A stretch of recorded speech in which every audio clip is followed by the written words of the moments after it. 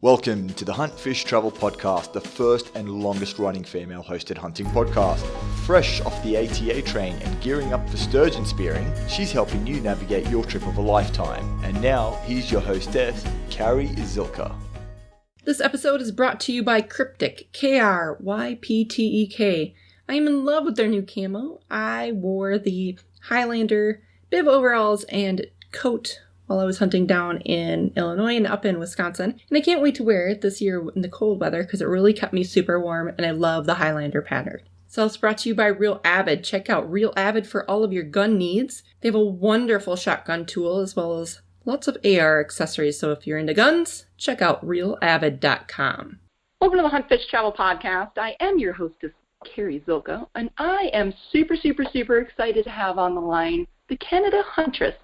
I do believe this is the first time I've ever interviewed someone from Canada, and if you're going to do it, let's do it right and have somebody as awesome as Nikita Dalke on, who, she went to Spain to hunt Ibex. Like, how freaking epic is that? And we are going to hear all about it. Nikita, welcome to the show. Thanks for having me. Why don't you tell the listeners a little more about yourself? Why don't you tell them how you got into hunting, and are you a Canadian native? Yeah, I grew up in Canada. I live in BC. I grew up with a family that hunts. My parents don't hunt, but my grandparents and all my uncles do. My Nana is actually the only woman hunter besides myself in the family. And she used to take me out when I was little, and I'd help her with her deer and stuff. And every time they'd get an elk or anything, it was like a big family get together, and so it was like a big celebration kind of thing. But I never actually started hunting until I met my husband 12 years ago. So, what was the first species that you went hunting? Whitetail. I got a nice little 4-point basket buck. Well, for us, we call them 4 points, but I guess down in the States, they'd be a 4x4. You have quite the following on Twitter. Everybody who is listening on Twitter, you should go follow her at Canada Huntress. You've done quite well for yourself. Your tweets are really great. They're just always on point. They are. And how long have you had the Canada Huntress moniker? Couple years now. When did I start that? Yeah, I started it when I started using Twitter, so it's probably been 2 years, okay. 2-3 years maybe. Yeah, and then I've just kind of grown with that, and I use it on everything now. Well, and that was going to be did you start it and be with the intention of doing a blog and stuff, or was it just I do have a personal blog. It's not under Canada Huntress, but I started using that, and then I don't know, I just thought on Twitter when I'd make my handle, I was like, I'll use Canada because I'm in Canada, and then people know I'm up there because a lot of people think I'm from the States. And then I'll just use Huntress and see if it's available, and it was, and I've just kind of ran with that. So good deal. Nothing wrong with that. What is your goal as the Canada Huntress? Would you like to have a TV show someday, or just you're happy with blogging and hunting with the family? I would like to get more involved with women and youth. Right now, I am part of a TV show, and we will be launching our first episode on Generation 7 Outdoors in April. Wonderful. Congratulations. Thank you. And it's a team of a bunch of friends. Actually, all of them are from Alberta. My husband and I are the only ones from BC on it, so we're kind of the little outcasts. Yeah, that, and then I've got the blog that I try to keep up on it as much as I can.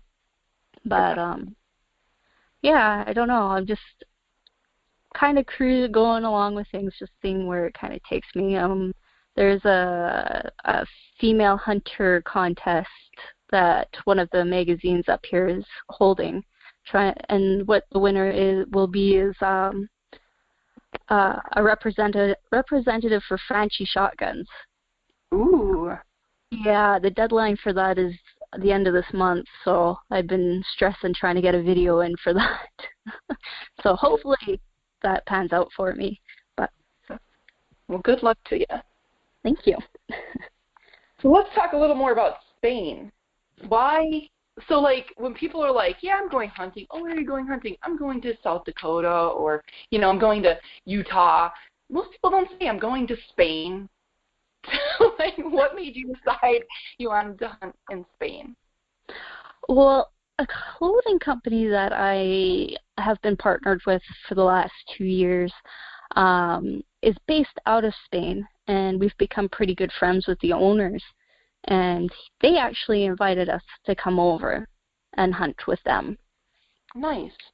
Yeah, it's the first time I've ever been off of North America. Yeah. And it was the first time ever, traveling. So it was a lot of fun. Nerve-wracking, but a lot of fun. Right. Did you go with a bow or with a gun? We went with our bows just because European laws are pretty strict and Canada's laws are pretty strict around firearms. So we figured to get rid of the hassle, we just take our bows. Stephen Vanderkeer from Facebook wanted to know what their gun laws were like as far as bringing firearms over, but since you bow hunted, did you run into any hassle bringing your bows at all? Not at all. We didn't even need permits for them. We just checked them in as baggage, and away we went. There was no hassle at all. Where we did want to take our rifles with us, but the paperwork, there was lots of paperwork, lots of permits, and it took a lot of time to get it in. And we didn't have the time to get it in, so we just used our bows, and then our friends said if we needed to, that they had rifles there. So sure, it just worked out better. Did they have a guide, or did they just take you out hunting with them? His friend is a guide, so we were hunting with our friend and then this guide as well. And the way things work over there are a lot different than here. Like where I am, it's all public land that we hunt. Where there, they actually have to lease land from the government to have hunting rights to that area. And then whoever leases that hunting area is the only one that can hunt on it unless they give permission to other people. That's interesting. It was the guide's land that we were hunting. So we went for red stag and then like fallow deer. For the first part, and that was on his private hunting area. And then we went to his guiding area for Ibex. That's awesome. Are there like regional differences to hunting them? It's like, because I mean, Spain's not that big, but can you hunt them on the west side of the country compared to the east side of the country, or what part were you hunting them in? We were on the east side of the country. They've actually got 4 different types of Ibex there. They have the Gredos, the Basidi, the Ronda, and then the Sierra Nevada. And they all are different in sizes as well. So we were hunting the Basidi, which is on the more eastern side of the country. That's so cool. I did not know that there were 4 different species over there. I guess I never really looked into hunting Spain because it's literally just not something that you normally, go to New Zealand or whatever. That's so cool. Or Africa, like the most common places that people will go. Yeah. You don't really think of Spain as a big destination for hunting, but they've got quite a few animals. That's so interesting. It's absolutely fascinating to me. So tell us, so did you have to study up on the Ibex before you went? Did you totally Google them constantly about their habits and how to hunt them, or did you just kind of leave it up to the guide to show you? We did a little bit of research. We were thinking that they were going to be more like our mountain goat when we went there. The terrain was not nearly like it is here. No, it was more like hunting our, probably I would say, more like hunting our elk or our mule deer.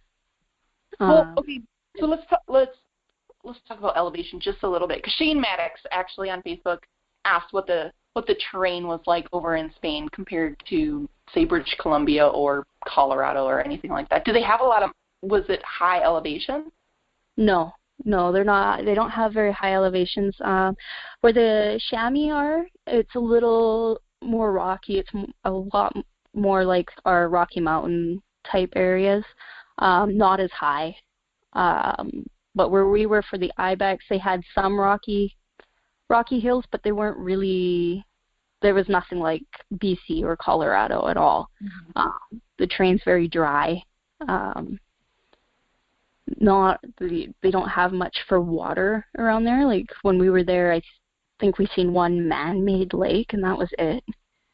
Wow.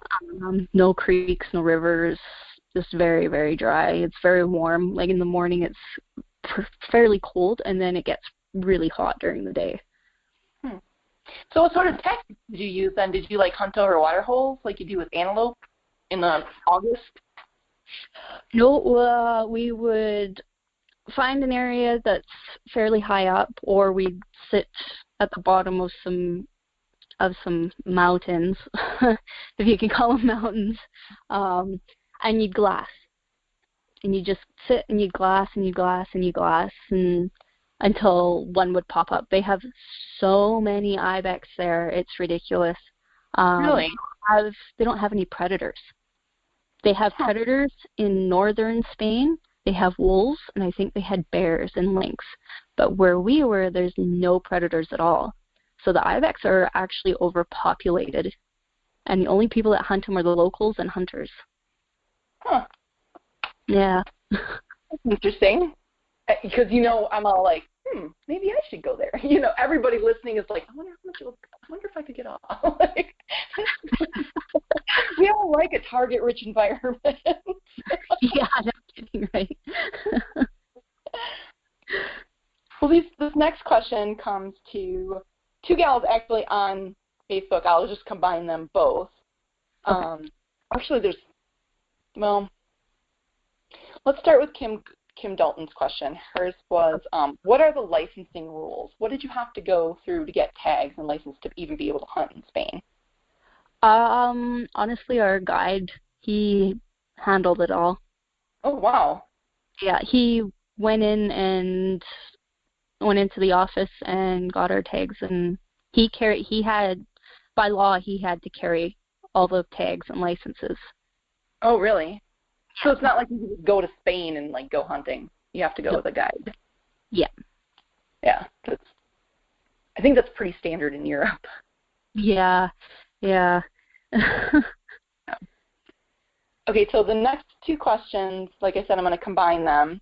Faye Walker wants to know how difficult it is to bring your trophy and meat home. And Tom Beppler, is it legal to bring game meat into the U.S. from Spain, or must it be donated? Like Africa, you can't.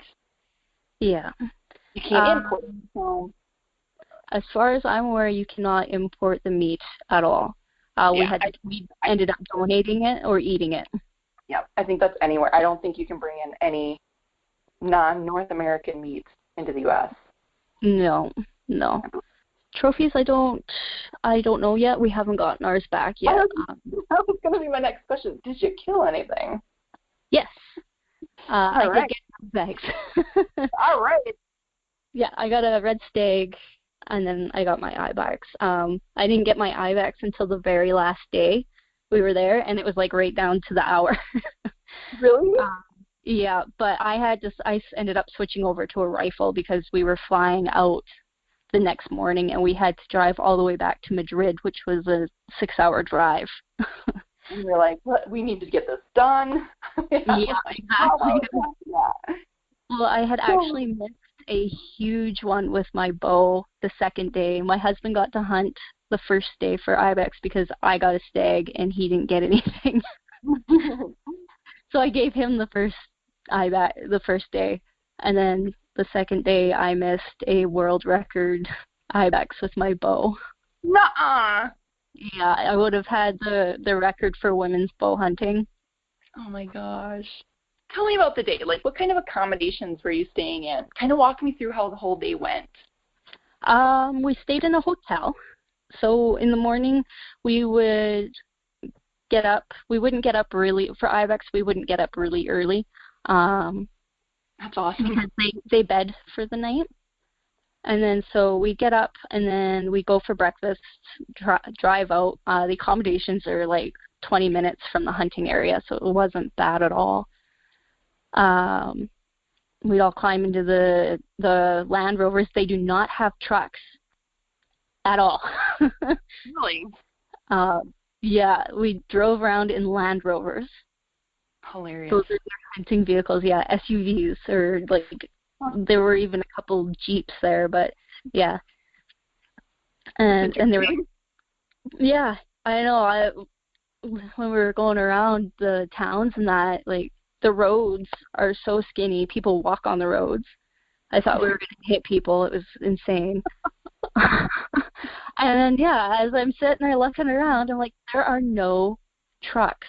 Like, you know how in Canada and the U.S., almost everybody has a truck.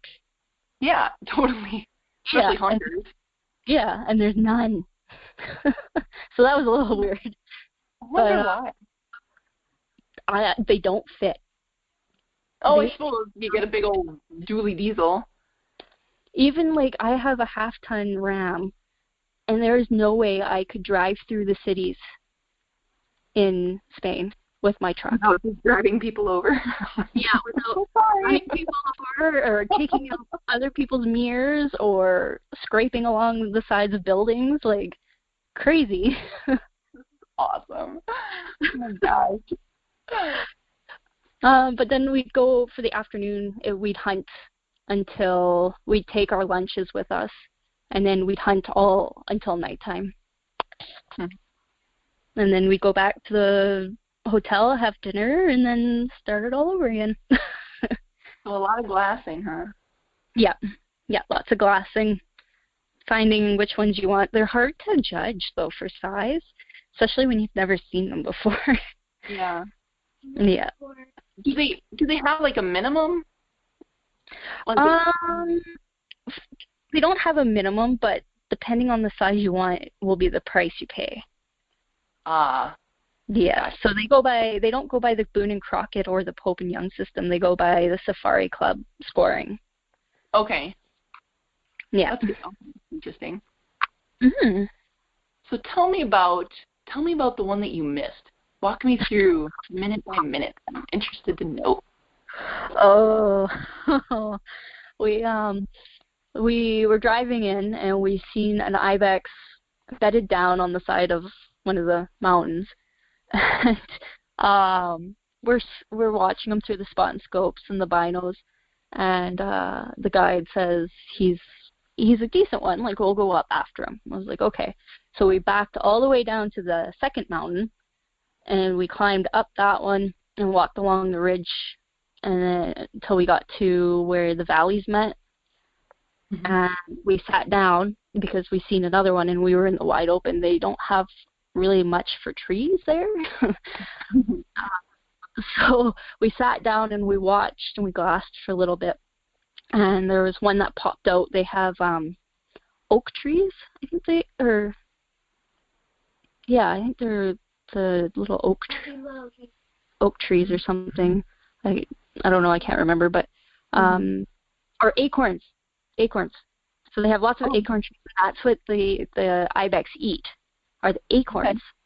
And so one of them popped out of one of the trees, and they like stand up on their back feet and try to reach the very top. It's pretty cool. So when we seen this other one come out, so we're like, okay, well, there's at least two up there. There's possibly three, because the guide thought he seen another one. So he's like, okay, well, and our friend and my husband were with us. They stayed on that ridge and just watched. And we did have radios with us, but we forgot them. And then me and the guide, we went down the mountain and then back up the other mountain that the Ibex were on. And they sat and they watched. And we stalked up the side, and it's all wide open and it's all loose rock. So it was hard to stay quiet, but we managed to get up onto the top and in behind some bushes. And we're both standing there, and he's a little bit taller than me, so he looks over the bush, and he's like, oh, he's right there, and he's coming straight at us. I was like, okay, so I got ready, and the light was starting to get a little bit dim. It was starting to get close to that, I got to shoot her or call it off or anything. Yeah. And so he comes over, he's coming towards us, and he stops, and he turns broadside, and he's eating a bush. He's eating one of the acorn bushes. But I have to shoot over top of two bushes and have my arrow drop into him. So he ranges him. He says he's 40 yards right on. And I'm like, okay, well, that's perfect. Yeah. Well, I don't have the best eyes when it comes to low light. Yeah. So I pull back, I get lined up on him, and I let it go. And he's watching in his binos, and he says the arrow hit something. And it deflected. There was like 4 inches of a dead branch sticking up right where my arrow was going, and it hit the branch, and it went over his back, and he took off squeaking the whole way gone. I didn't know how big it was, because I was only supposed to be shooting like just your standard Ibex. Yeah. And we get down off the mountain, and my husband and our friend are down at the Rovers already waiting for us. And we came down, and our friend Raphael, he looks at me, he's like, do you know what you just missed? I'm like, an Ibex? He's like, do you know what size you just missed? I was like, no, the one I'm supposed to shoot? And he goes, if you would have shot that Ibex, it would have been the woman's world record for bow hunting. I turned around, and our guide, his name is Daniel. I gave him crap for letting me shoot it that big. I was like, no, it's supposed to be a standard Ibex. What are you thinking? Oh my gosh. But then, of course, that's all I could think of all night. I was just going to say, and you're almost like, it would have been great if you just didn't tell me. You could have just not told me. Yeah, exactly. Because now all I can think about is that. Yeah. Tell me about the one you did kill. Tell me that story. That one, we were in a different area, and we were sitting up on a flat, kind of just like a flat plains, and then it had a canyon, and then the canyon came up into a hill, and it was covered in these oak patches.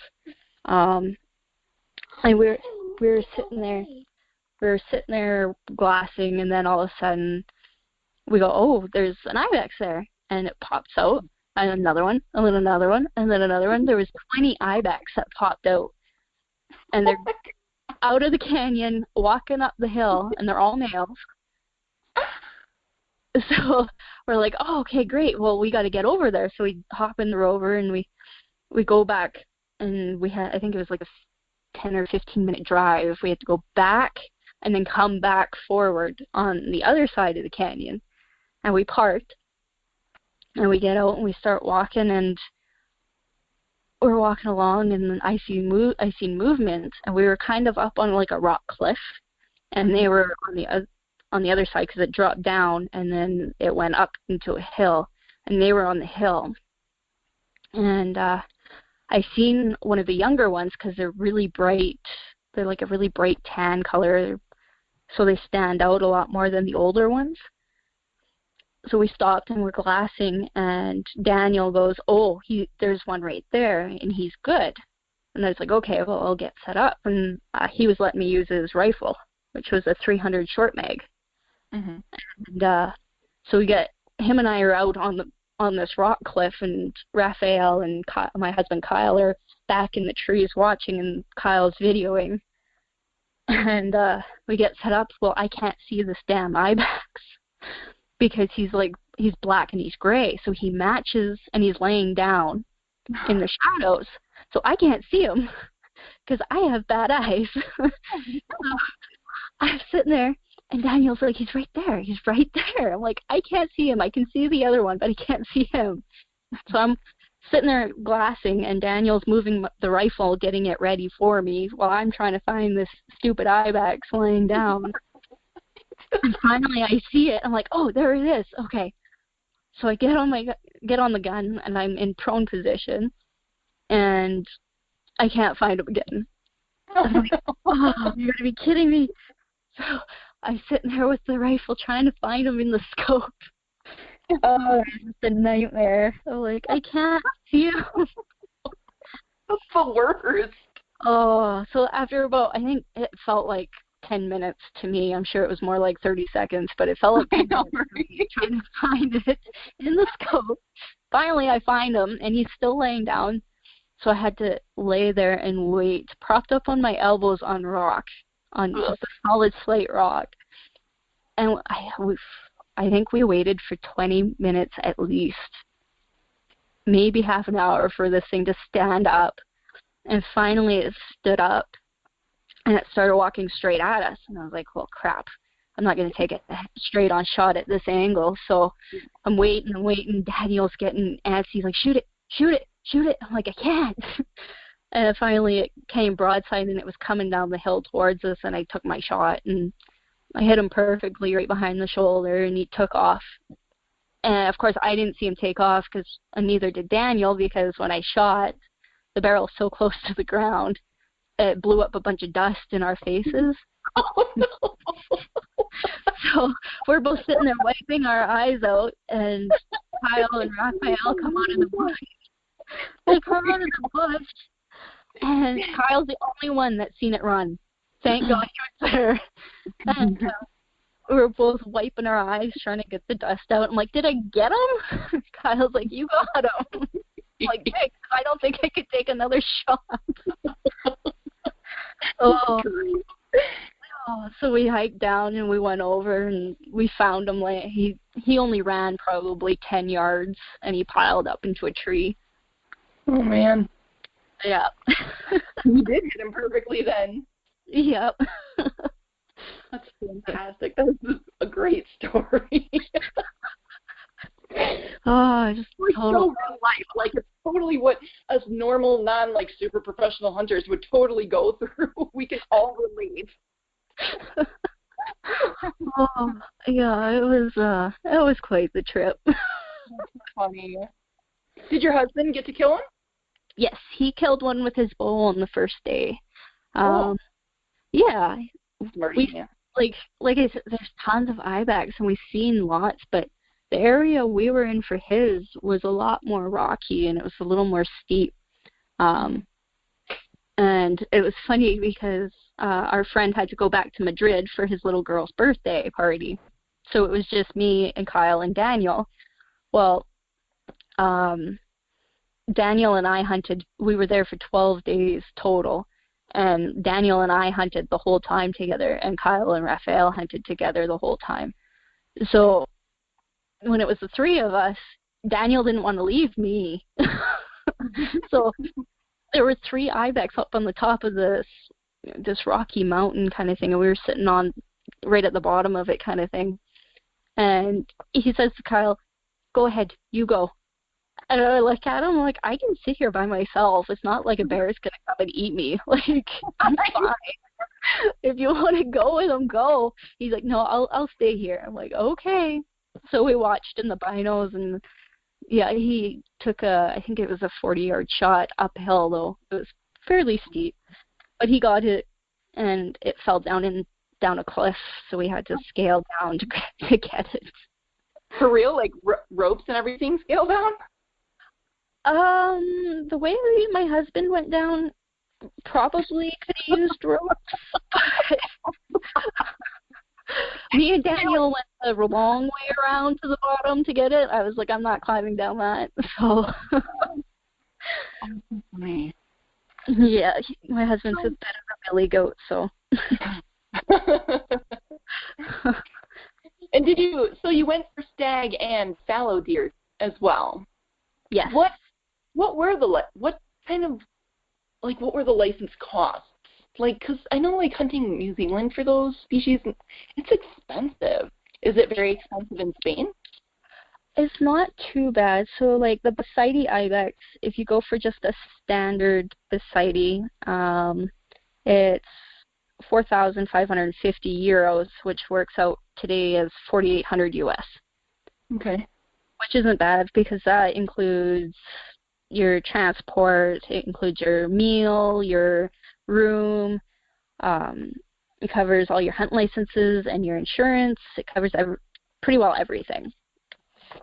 Okay. And then were the red stag and the fallow deer were like add-ons? The ibex was the main one. The stag was more of just hunting with friends. But they do red stag hunts as well. A standard red stag is $39.50. So it's probably around what, for 4,200 US probably. It's not bad, and that covers everything as well, right? Yeah. That's the whole hunt. Yeah. All you got to do is get there. Exactly, and flights to Spain are pretty cheap. So. Really? Yeah, like I was supposed to go to Africa in the June before we went to Spain. We went to Spain at the end of September, beginning of October. But there was no way I could afford to go to both. Africa, my plane ticket for just me would have been $3,000. Screw that. That's crazy. The flight for my husband and I to go to Spain and back was $2,000. Oh shit, that's not much at all. No, not at all. And we had one layover, and that was in Denmark. Nice. That's actually pretty cool for as far as you're going. Yeah, it's not bad at all. Like, I'd do it again. It's not bad at all. Yeah. What do you think was like your biggest challenge as far as the hunt goes? Was it maybe planning? Was it just getting there? Was it anything during the hunt that you found really challenging? The language barrier. Okay, then that was one of my questions. Was there a big language barrier? There was. Out in Madrid, some of the people speaking a little bit of English. Outside of Madrid, where all these hunting areas are, in the little towns and that, nobody speaks English. So, like, at the restaurant and stuff, the guys had to order for us because we didn't know what the waiters were saying or anything like that. Our friend Raphael, he speaks pretty good English. We had been talking with him for a year before that, so his English got pretty good. Yeah. Daniel's English was better than the other people we hung out with there. He still had some issues with understanding what you're trying to say, kind of thing. Yeah. It wasn't too bad. There was a lot of misunderstandings. But, really? Yeah. During the fallow deer hunt, there was a misunderstanding between him and I ended up not getting the fallow deer. How so? What happened? We were hunting for red stag, and we were heading back to the truck, and I stopped him because I seen movement off in the corner, and we were coming down off the hill and into a bit of a forested area, and I seen movement coming, and so we stopped, and there was some fallow deer coming. So I got the gun right. I had the gun. I got the gun ready, and I was sitting waiting for them to come, and I was watching them, and a couple of little ones went by, a couple of females, and then a nicer one went by, and he thought I was going to shoot that one, but I had seen in the back a bigger one coming. So I was waiting for that one, but he didn't see it. He thought this other decent one was the last one coming in the herd because there's quite a bit of a gap between the two groups. Mm-hmm. And so I'm waiting, and he's like, shoot it. And I'm like, no, I'm waiting. And he's like, no, shoot it. And so he kept moving my gun, trying to get me to shoot the one he thought I was trying to get. And I'm like, no, it's right there. And then I had to get reset up, and it they seen us move and they busted out. After he was like, "I'm sorry, I didn't see those ones." Aw, that's a bummer. Yeah, I was like, "Oh well, it's fine." It happens. Yep. So do you think your number one tip for anyone looking to hunt ibex in Spain would be to learn Spanish? Yeah, if you could learn even basic Spanish, Right. it would help. Some key phrases. No, there's a bigger one coming. Yeah. Yeah. Yeah, if you get a little bit, even if you go and you don't know any, you get around pretty good. I know he's got guides that work for him too that speak English as well, so Yeah. You could go there not knowing a lick of Spanish and still be fine. Well, what a fun story! This is like the best interviews when you get to, because, I mean, not that I have anything against whitetail. I'll listen to whitetail stories all day long, but this is so different, it's so interesting. Yeah. I appreciate you wanting to come on and share the stories with me and my listeners. We all appreciate it. Oh, thank you. It was a lot of fun. Well, why don't you tell the listeners where they can find out more about you and read your blog? I have Facebook. You can find me on there. It's Huntress Nikita. And then I also have Instagram and Twitter, which are under my Canada Huntress. And my blog is called Rocky Mountain Outdoor Adventures. Thank you for having me on. And that'll do it. Thanks so much for listening. Don't forget to find the show on iTunes. Just search for Hunt Fish Travel Podcast. Hit the subscribe button. You can also follow me on social media. Just go to huntfishtravel.net and click on the social media icon of your choice. The only one that's not listed there is Periscope. You can always find me on Periscope. Same Twitter handle, @CarrieZilka. Until next time.